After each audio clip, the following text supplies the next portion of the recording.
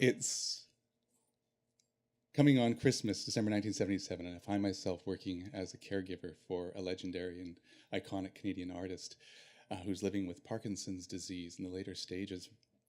I have no training, but I did go to theater school. I was hired by his niece, who I had met through friends in the theater scene, and they had actually had a number of actors working on the roster, and I think they liked actors because the actors had the ability to go with the flow, to improvise, to make believe, and this was a useful asset because the drugs to treat the Parkinson's had some significant side effects, sometimes causing bouts of confusion and vivid hallucinations. And I think the family felt that when the caregiver was able to just accept what was happening, go with the vision, instead of trying to violently tear the person from one reality back to another, then it would be a gentler experience as you kind of move through that. And I found that I didn't, that we get these lessons in theater school to accept the offer from your acting partner, to say yes. What happens if you say yes? So I found that in this position I didn't have any trouble saying yes. I often would take things at face value. I probably had a bigger problem saying no and knowing when there was a time to step away from the vision. An example might be in my first shift, I found myself on the back patio with the artist, and he was stark naked sitting in a lawn chair, and I was standing with my pants rolled up to my knees and spraying him with ice cold water from a garden hose. It's a long story to explain how I got to that state and the steps along the way and how each one of them felt like they were the right thing to do at the time, until it was very clear that it was the very wrong thing to be doing at the time. And I seemed to be a slow learner. On this particular shift, I was sanding their dining room table. It was a little assignment he had given me. And I didn't know if it was a sanctioned task, if his wife was aware this was happening, if I should have been miming it. But I was sanding the table, and he was monitoring that and giving me some tips, which in one level felt kind of great because I was being kind of advised, like I was a mentor of this great artist, and at the level kind of humiliating because he was giving me rudimentary pointers on operating sandpaper, which is like a prehistoric technology, and I wasn't getting it. And so I was working away with the sandpaper, and I looked over, and he was standing up from his wheelchair, which I didn't see happen very often, and it looked like there was some urgency. So I dropped the sandpaper, I ran over and said, "What's going on? Where are we going? What's happening?" And he said, "I need to find the Christmas presents. I need to wrap the Christmas presents." And I said, "Oh, okay. Yes, I can help you do that. Where do you think they are?" And he said, "Probably in the basement." And I said, "Okay, I'll go check." And he sat back down, and I ran downstairs into the basement, and there was a very small basement space, a little alcove with a washer and dryer and not much else. And I got down there, and it was empty, just the laundry stuff and no presents. So I ran upstairs to report, and he was gone. And I said, "No, not again." And I looked around the corner, and he had gotten out of the wheelchair and had his walker, and he was heading with some conviction towards the gallery. So they lived in a condominium, and next door was another condominium with the exact same layout, and they had removed the wall between the two, and one side was living space, the other side was the art gallery, and he was heading in that direction. There was a couple steps down, and then a little lift for the wheelchair that would go down, and he was heading for the lift, but it was down instead of up, and we were up. And so, being a quick thinker, I ran to the lift ahead of him. I brought the lift up, zip, and just in time for him to step onto the lift. And I stepped right behind him, and zzz, and I'm feeling pretty good about this. Until we got to the bottom, and he charged off the lift. And I thought maybe I had an opportunity to make a different choice back there, because now we are heading into this room full of priceless artifacts on this very intense mission. With no wheelchair to fall into if the legs give way, and this could be pricey.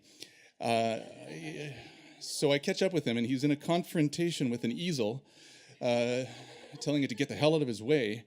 And I say, look, maybe we should head back to the other side. We could maybe take a break. I could make some lunch and we could recharge and just sort of re-strategize the whole thing. But he's not listening to me. He's staring right past me. He's looking over my shoulder, and I turn and I look and I see what he sees, and it's the mirror basement stairs to the mirror basement, the kind of the same layout. And he's looking down towards the basement, and he begins to move towards it.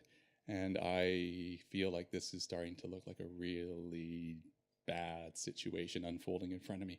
So I run and step in front of him, and I'm kind of backpedaling as he's moving quickly towards the stairs. And I say, look, I bet it's not likely to be down here. Probably more likely for the presents to be over on the other side. So why don't we just turn it around and head back? But he's not listening, and we're driving back, and I find myself right up against the edge of the stairs, my heels hanging over the edge of the black void down to the basement behind me. And I realize this must be the time that I become a bad scene partner, where I say no instead of yes, and I reject the offer, and I say, no, this is dangerous. We have to go back.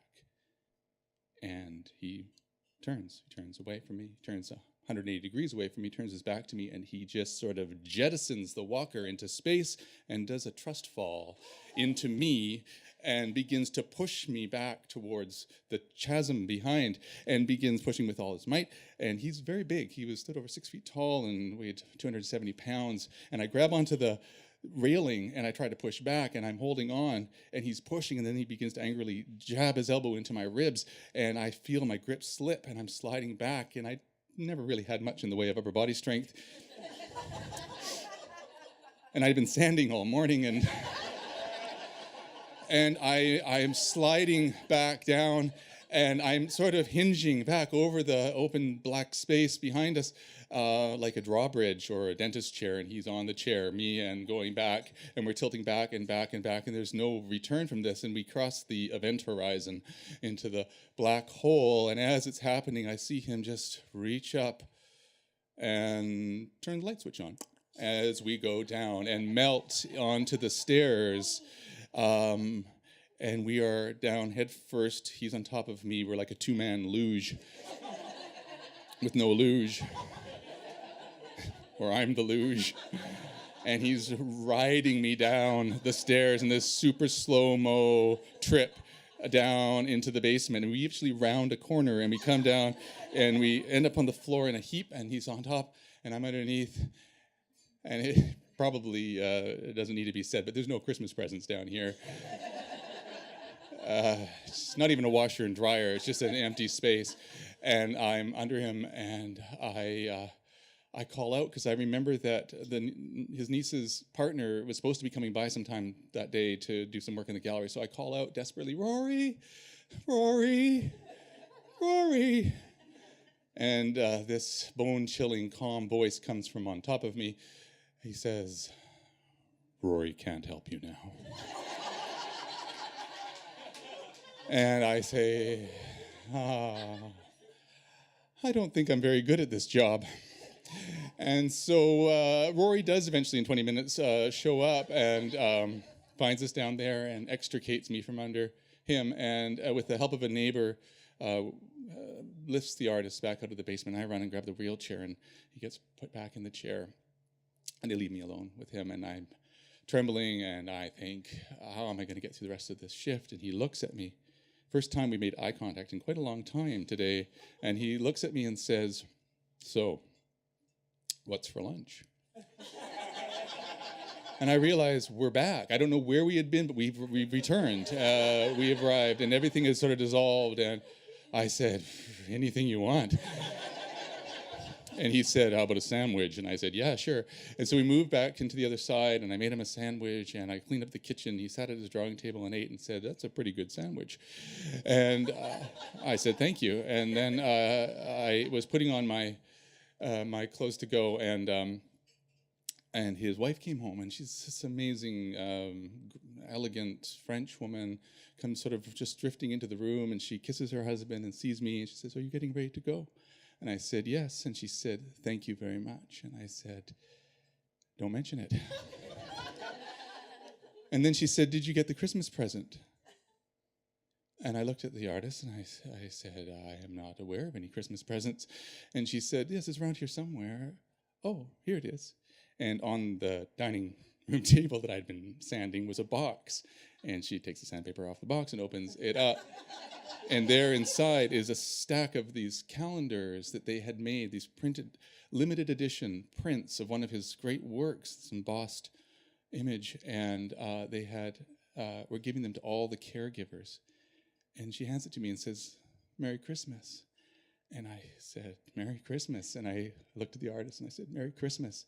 And he looked to me and he said, you're fired. And I nodded. And I looked at his wife and she smiled and she shook her head and she looked up at the schedule and said, okay, so I guess we'll see you New Year's Eve. Thank you.